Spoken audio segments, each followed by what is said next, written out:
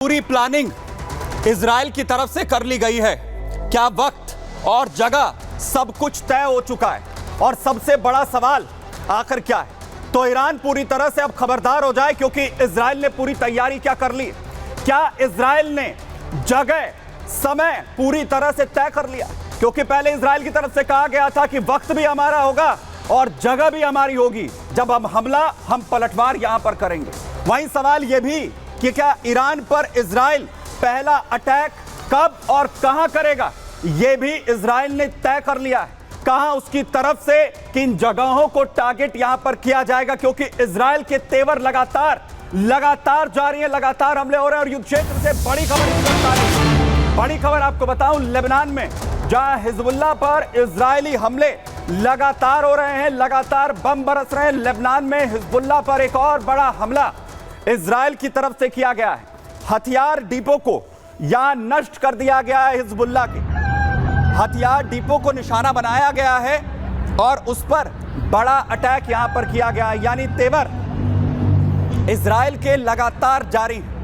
Iran कितना ही यहां पर लगातार धमकाए, लेकिन बम लगातार बरस रहे हैं। फाइटर जेट हिजबुल्लाह को निस्ते नाबूद करने में यहां पर लगे हुए हैं। लगातार इन हमलों के जरिए हिजबुल्लाह के लड़ाकों को, उनके ठिकानों को निस्ते नाबूद किया जा रहा है। और इसीलिए यह कहा जा रहा है कि अब बारी ईरान की है, और ईरान लगातार चैलेंज उस तरीके से कर रहा है। उसमें अब क्या पहला हमला, क्योंकि मैसेज अमेरिका से आ रहा है, क्या पूरी तरीके से तय यहां पर हो चुका है।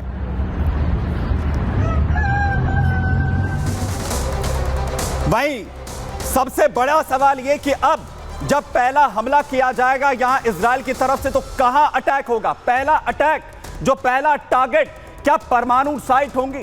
वो परमाणु संयंत्र होंगे जिसे लेकर अमेरिका की तरफ से बाइडेन कह रहे हैं कि सतर्कता बरतिए, इजराइल सतर्कता बरते, और ट्रंप कह रहे हैं कि उड़ा दीजिए।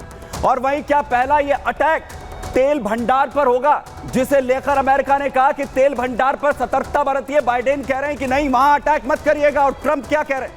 ट्रंप कह रहे हैं कि बिना सोचे हमला कर दीजिए, उसके बाद सोचा जाएगा, क्योंकि हमला इजराइल पर जिस तरीके से ईरान की तरफ से किया गया है, उसका जवाब यहां पर मिलना चाहिए। लेकिन सबसे बड़ा जो हमला अब इजराइल की तरफ से हो सकता है, परमाणु संयंत्र तो है ही, साथ ही उसकी आर्थिक ताकत को भी तोड़ने की कोशिश यहां पर की जाएगी। ये आप देखिए मैप में, मैं आपको अलग अलग जगहों पर वो ऑयल डिपो दिखा रहा हूं जिस पर बड़ा हमला किया जा सकता है इजराइल की तरफ से। इन पर टारगेट किया जा सकता है ईरान के इन ऑयल डिपो पर, चाहे अराज फ्री जोन की बात कीजिए, चाहे तबरीज की बात आप यहां पर कीजिए, अबादान की बात कीजिए, अराक की बात कीजिए, पारस की बात कीजिए, या तेहरान की, इस्फहान की बात कीजिए, लवान की, बंदार अब्बास और केरमान। ये वो तमाम ऑयल डिपो हैं जिन्हें निशाना बनाने के लिए इजराइल की तरफ से बड़ा हमला यहां पर जो है वो किया जा सकता है। बड़े हमले को अंजाम यहां पर दिया जा सकता है। लेकिन एक तरफ जहां बड़ा हमला, एक तरफ इजराइल प्लान कर रहा है, वहीं दूसरी तरफ जहां सैफुद्दीन को ढेर किया गया था, नया चीफ बनाया गया था हिजबुल्लाह को, नसरल्लाह के बाद जिम्मेदारी मिली थी, और 7 दिन के अंदर इसी बंकर में उसे ढेर कर दिया गया, चेतावनियों के बावजूद भी।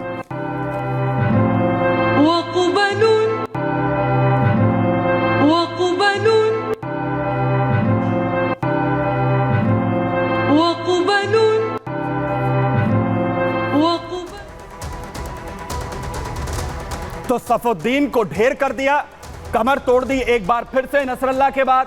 नया चीफ सामने आ गया है। अब हिजबुल्लाह की जिम्मेदारी अब नए चीफ इब्राहिम को दी जा रही है। नसरल्लाह के बाद, सैफुद्दीन के बाद अब इब्राहिम क्या बारी आने वाली? क्या अब नसरल्लाह के बाद, सैफुद्दीन के बाद इब्राहिम का भी वही हाल इजराइल की तरफ से यहां पर किया जाएगा? क्योंकि सिर्फ 7 दिन तक ही इससे पहले सैफुद्दीन जिम्मेदारी संभाल पाया था। उसके बाद इजराइल ने कैसे उसे उसके घर में घुसकर ढेर कर दिया, और अब इब्राहिम को जिम्मेदारी यहां पर दी जा रही है। लेकिन मैं सबसे पहले आपको मिलवाता हूं कि आखिर इब्राहिम कौन है जिसे जिम्मेदारी यहां पर दी जा रही है।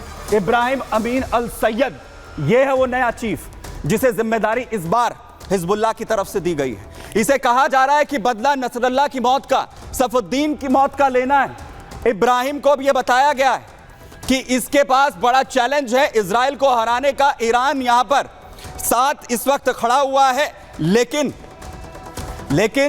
आखिर कौन है इब्राहिम अमीन, मैं वो भी आपको यहां पर बताता हूं। दरअसल इब्राहिम अमीन अल हिजबुल्लाह का ये नया चीफ, नई जिम्मेदारी मिली। 1960 में लेबनान के बालबैक में इसका जन्म हुआ है। अमल पार्टी का ईरान में ये प्रतिनिधि इससे पहले रह चुका है। हसन नसरल्लाह का करीबी भी इसे माना जाता था। कहा जाता है कि 1985 में हिजबुल्लाह का ये अधिकारी प्रवक्ता बना।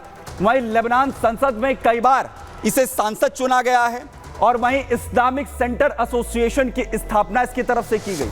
2001 में भी हिजबुल्लाह की शूरा काउंसिल का ये सदस्य बना, यानी हिजबुल्लाह की नस नस से ये पूरी तरह से वाकिफ है। लेकिन इजराइल खबरदार अभी से हो गया है, और ये कितना खतरनाक है, क्या नुकसान कितना ये इजराइल को पहुंचा सकता है, देखिए।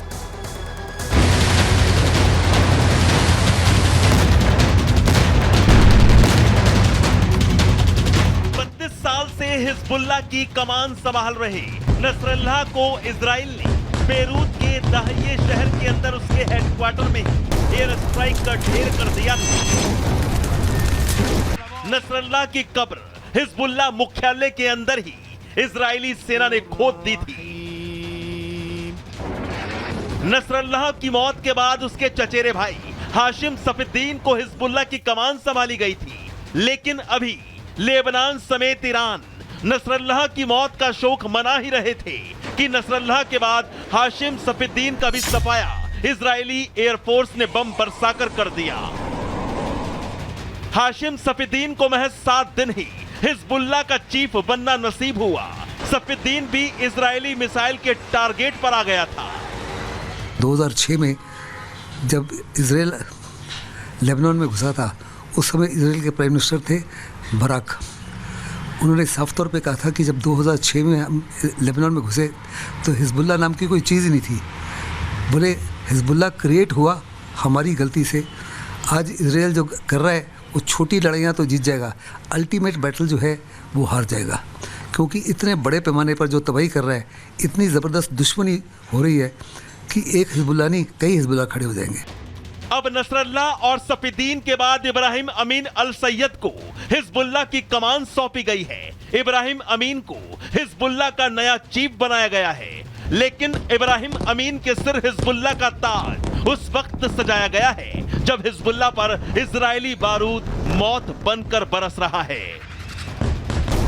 32 साल से हिजबुल्लाह पर राज कर रहे नसरल्लाह का एक झटके में खात्मा, फिर 7 दिन के हिजबुल्लाह के चीफ सफीद्दीन का सफाया। और अब सवाल यही है कि इब्राहिम अमीन अल सैयद कब तक हिजबुल्लाह का चीफ बना रहेगा। इजरायली सेना के टारगेट से हिजबुल्लाह का नया चीफ इब्राहिम अमीन कब तक अपनी जान बचा पाएगा, ये बड़ा सवाल है।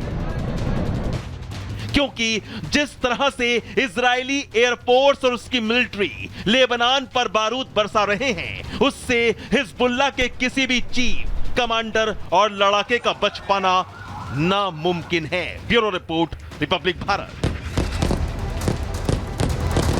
तो हिजबुल्लाह ने नया कमांडर भले ही चुन लिया है, इजराइल ने पूरी तैयारी कर ली है, क्योंकि मैसेज अमेरिका से मिला है कि हमला करने में कोई कोताही ना बरते। संग्राम भयंकर लगातार होने वाला है। फिलहाल इतना ही।